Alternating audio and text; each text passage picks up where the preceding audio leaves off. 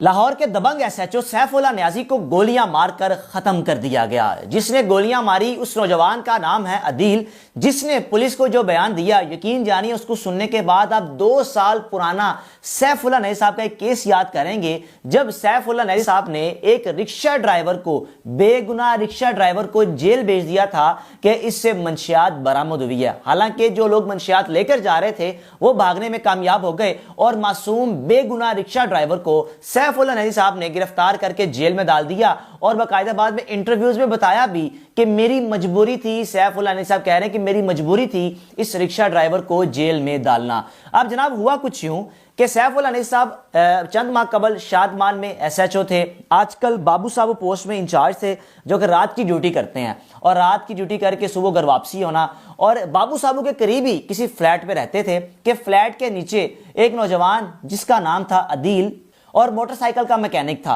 उस नौजवान से अपनी बाइक का काम भी करवाना या घर के कोई कामकाज भी करवाने तो अपने घर बुला लेना और उससे कामकाज करवा लेने। अब जनाब अली सैफुल्लाह न्याजी साहब जो कि लाहौर के दबंग एसएचओ हैं, किरदार इनका जैसा भी था माजी में, लेकिन आज जो उनके साथ हुआ वो मैं समझता हूँ कि इंतहाई एक शर्मनाक चीज़ है कि इनको मारना गलत चीज़ है। आपको किसी से अगर मसला है, किसी से परेशानी है, लेकिन मार देना किसी भी मसले का हल नहीं है। अदील ने पुलिस को यह बयान दिया कि सैफुल्लाह न्याजी ने मुझे माँ बहन की गालियां दी जो कि मुझसे बर्दाश्त नहीं हुई। अब सैफुल्लाह न्याजी साहब ने शलवार कमीज पहने हुए, पिस्टल इनके पास था, लेकिन जब ये अदील के पास गए तो जो हमें इतलात मिली हैं, कोई आपस में तू मैं तकरार हुई, जिस वजह से सैफुल्लाह न्याजी ने जब माँ बहन की गालियां दी, जो अदील ने पुलिस को यह स्टेटमेंट दी है, जिसको फौरन से डॉल्फिन पुलिस ने मौके पर पहुंचकर गिरफ्तार तो कर लिया। उसने बताया कि मुझे ये माँ बहन की गालियां दे रहे थे, मैंने इनको मना किया कि मुझे माँ बहन की गालियां ना दें। ये मुझे झाड़ते रहते थे, बिला वजह डांटते रहते थे,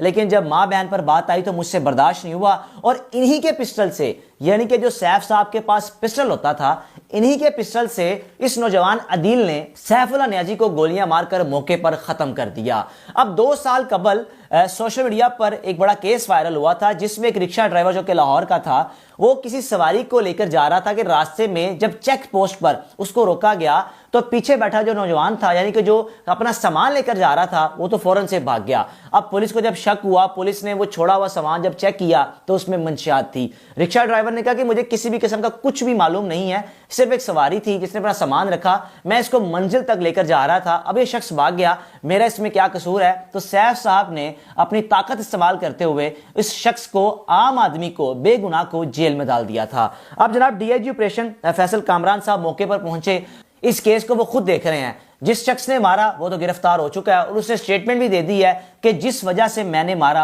उसकी वजह यह है। अब सैफ साहब के घर में जितने भी मुलाजिम काम करते थे या जिनका इनके साथ मिलन जुलन था, यानी कि मुलाजमत के तौर पर, वो सब यही कहते हैं कि शख्स बड़ा गुस्से का था, बड़ा झाड़ता था, यानी कि बदतमीजी करनी, ये वो तमाम चीज़ें लोग इनके हवाले से बता रहे हैं। और जो अदील ने भी पुलिस को स्टेटमेंट दी कि ये शख्स मुझे हर वक्त माँ बहन की गालियां निकालता रहता था, जिस वजह से मैंने आज इसको इबरत का निशान बना दिया, मुझसे माँ बहन की गाली बर्दाश्त नहीं हुई। सैफुल्लाह न्याजी लाहौर के एक तगड़े एसएचओज में इनका शुमार होता है, दबंग एसएचओज है, बड़े बड़े गैंग को गिरफ्तार भी कर चुके हैं, कार्रवाई भी कर चुके हैं और लाहौर में इनका अच्छा खासा असर और रसूख भी है, इनका नाम भी है। लेकिन आज अचानक से जब इनकी मौत की खबर सामने आई तो जाहिर सी बात है पुलिस के लिए भी एक लम्हा फिक्रिया था कि हमारे अपने इंस्पेक्टर, जो कि एक अच्छे इंस्पेक्टर हैं और तगड़े इंस्पेक्टर हैं, उनको आज मार दिया गया। ये तो इंतहाई एक अफसोसनाक खबर है। फौरन से पुलिस अफसरान वहां पर पहुंचे, डीआईजी साहब पहुंचे और उनका जो बेजान जिस्म है उसको हॉस्पिटल एडमिट किया गया। अब देखना यह है कि अदील के साथ पुलिस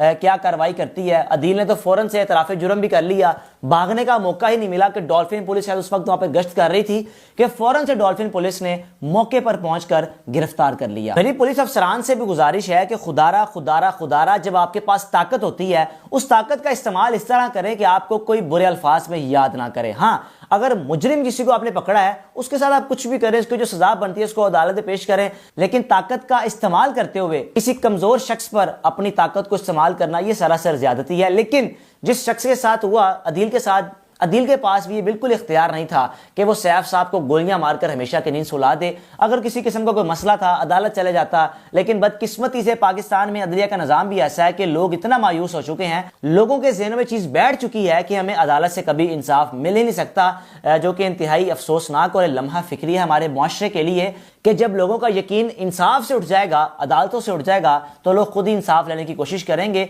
जो कि सरासर गलत चीज़ है। इस चीज़ को रोकना चाहिए, पुलिस अफसरान को चाहिए, बल्कि तमाम वो लोग जिनके पास ताकत है, चाहे वो पुलिस का इदारा हो, चाहे वो कोई भी ऐसा इदारा हो जिनके पास ताकत है, अपनी ताकत का इस्तेमाल इस तरह करें कि लोग आपको अच्छे अल्फाज में याद करें। अपने मेज़बान को इजाज़त दीजिए। अल्लाह हाफिज़।